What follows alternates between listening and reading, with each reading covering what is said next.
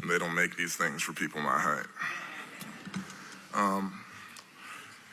All right, it's pretty awesome and incredible to be able to sit here and hear former presidents and VIPs and my dad's bosses speak so favorably above him. I'm applying for a lot of jobs right now, and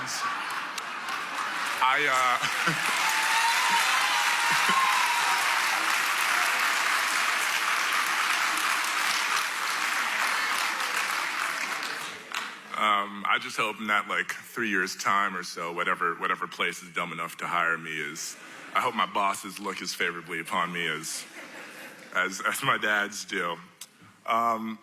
There's a lot of things that I took from my dad. Principally is my love for candy. My mom always gets on me because I'm always eating sweets and I get cavities real easy. And you should have seen her face the last time I walked into Dr. Lee's office and she got the bill from the dentist. My dad was the greatest speechwriter that I ever met in my life, and I've had the opportunity to hear him speak so eloquently on so many different topics over the course of the 21 years that I had the blessing of sharing with him. And I just remember at his Hall of Fame speech, I was crying like a baby. And I say all that to say that, any chance of me preparing words for today was thrown out the window 21 years ago. But there's a couple funny things I want to share about my dad. After basketball practices at Lovett, and anybody in the building that's a Lovett parent or that went to Lovett can attest to this, my parents had this rotation schedule where my mom would pick me up from school some days and take me back to the house. My dad would pick me up from school some days if he was getting off work around the same time that I was getting out of practice. And Kathy's right, my dad was never on time. He just, if practice ended at 6:30, my dad would pick me up at 8:45. That's just the way he operated. And I wish I had the perspective when I was younger to understand why my dad was always late to pick me up. He wasn't late because, it had just slipped his mind or something. He was late because he was doing the important work of impacting people's lives around the globe.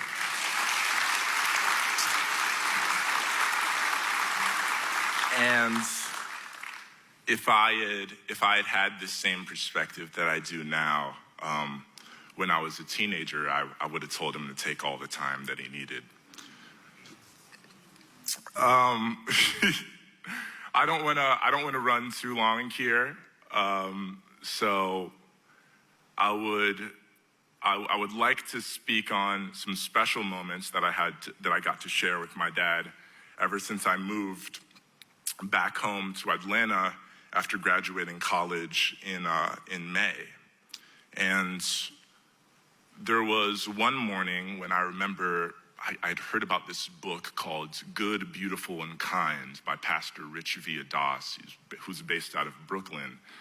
And I told my mom the night before I left for Barnes & Noble, I said, I really want to go get this book. I heard about it on Instagram and I've been dying to read it.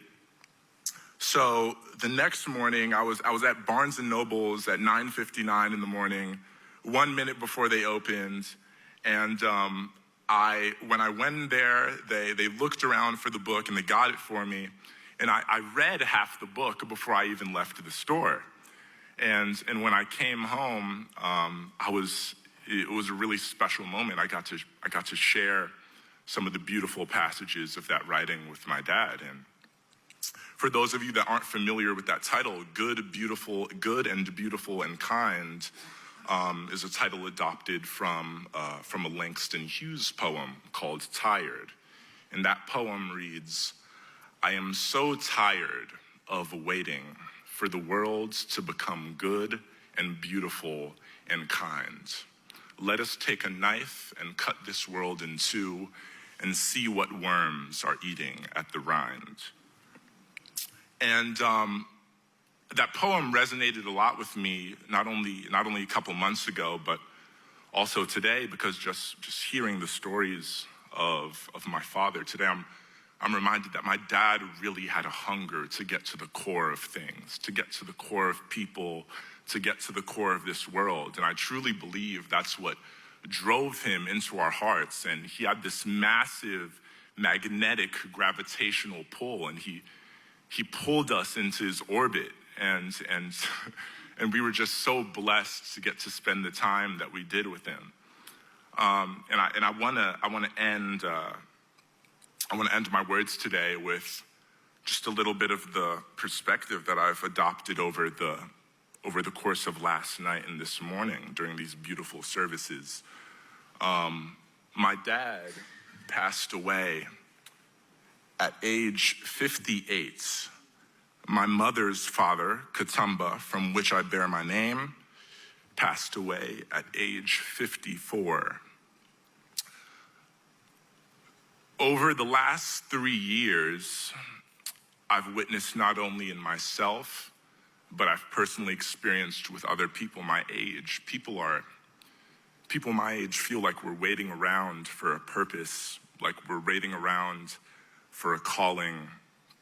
We're waiting for an important opportunity or something monumental to happen to us to take action so we can step into the lives of others. But I want to remind everybody who's young in the crowd today, and even the older folks in here, that as long as you've got people around you, there's ways that you can help. There's ways that you can step in and touch the lives of others.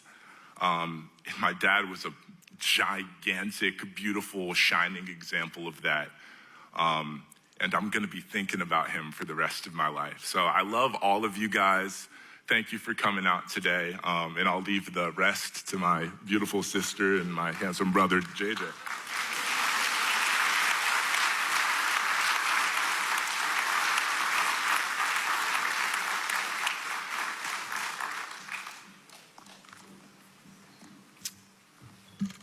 Sorry, Ryan's a bit taller than me.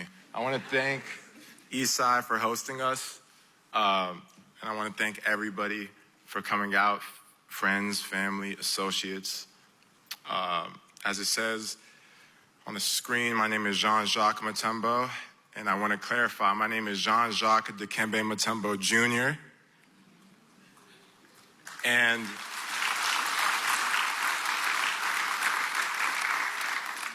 And that's something I've grappled with and struggled with my entire life, having to live up to that name.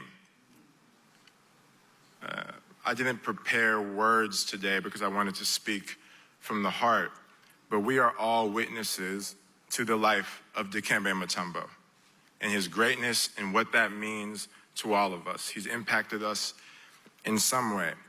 My father passed on September 30th. And 2 years ago, September 30th was my last day of an internship, and it was the last day of my life where ignorance was bliss. My father was with my mother in Japan,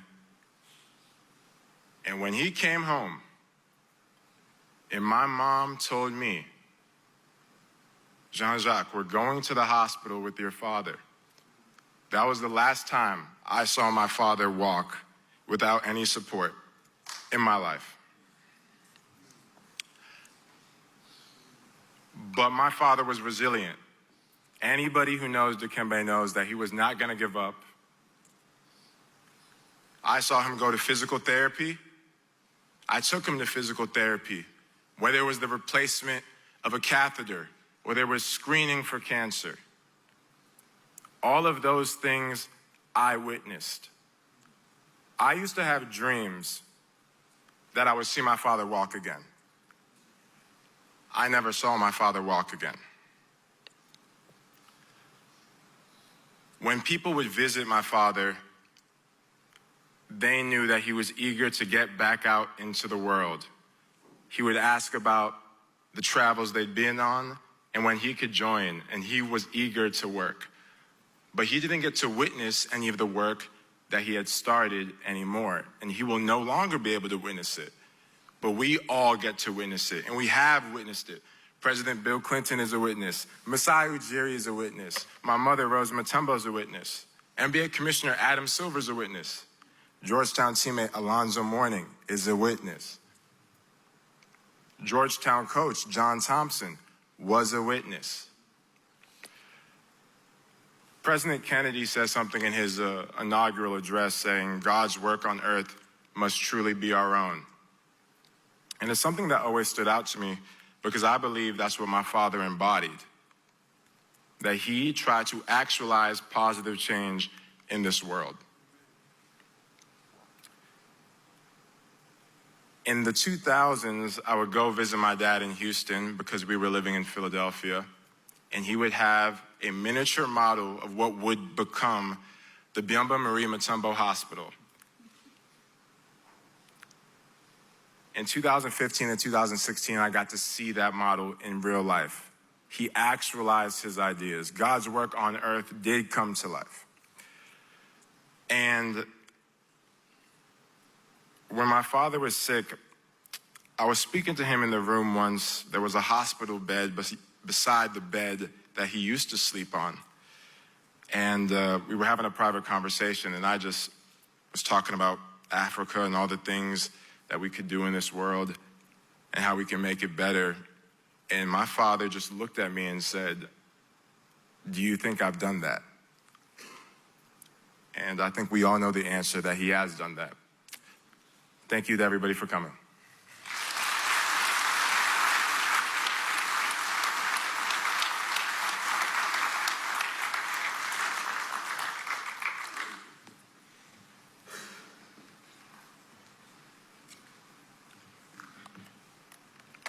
Both my brothers are much taller than me.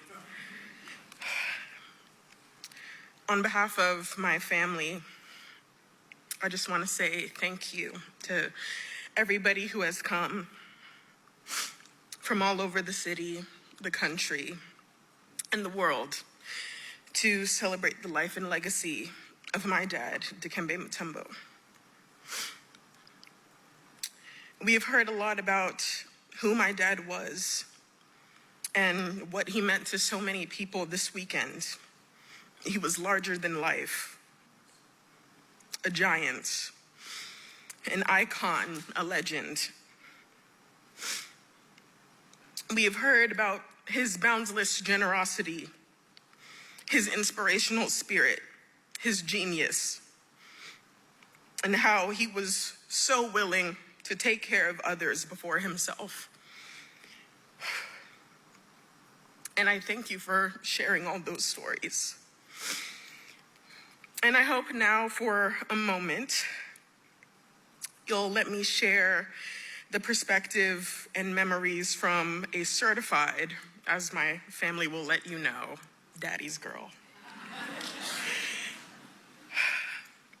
For as long as I can remember, people have always asked me what it's like to have a famous dad. And over the years, my answers have changed depending on my age, or even the person I was talking to even something as small as my pops and I's last conversation. So here's the truth.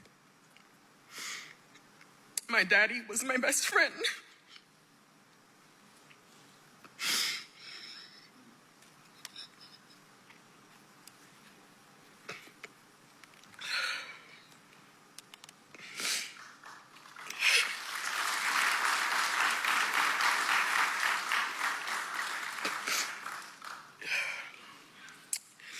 As the eldest and the only girl, so much of my heart belonged to him. I looked forward to spending the majority of my life with my dad, looking out for me. I imagined him walking me down the aisle, or holding his infant grandchildren with one hand.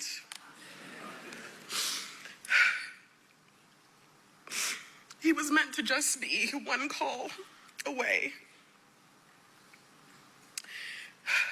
He was gonna cheer me on when I won my first trial and visit me when I purchased my first home. My pops was my superhero. He was already an NBA superstar by the time I came along, and with adoring fans calling him Mount Mutombo and gesturing back to him the infamous, "No, no, no, not in my house." And though I was the firstborn, he and my mom raised me alongside my 4 older cousins, Nancy, Reagan, Perla, and Haruna, who I grew up proudly calling my brothers and sisters. So from the very start, between our packed house and the hundreds of thousands, if not millions, of basketball fans around the world, I've had to share my dad. And as a kid, this made me jealous. I've always known my dad was this amazing and important person. And I always resented the fact that he shared his awesomeness with so many people around the world so freely. But today, at 27 years old, and seeing the sheer amount of people who have come to celebrate him, I can firmly say that sharing my dad with you has been the honor of my life.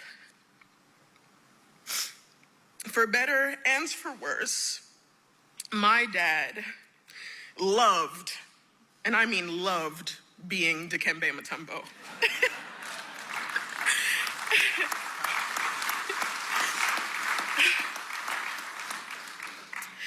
He loved being a husband, a father, a brother, an uncle, a tonton, a friend, and an all-around global citizen. He understood the profound privilege that his career and success gave him, and that power came with immense responsibility. And yes, I'm quoting Spider-Man. And yet each day, he woke up and chose to be the Dikembe Mutombo we all knew and loved. So who was he? For me, he was that Congolese kid with a knack for mathematics, whose basketball journey started with the help of an encouraging older brother and an eager college coach. He was the cheering dad with the booming, raspy voice, in the bleachers yelling at us to rebound, box out, secure the ball.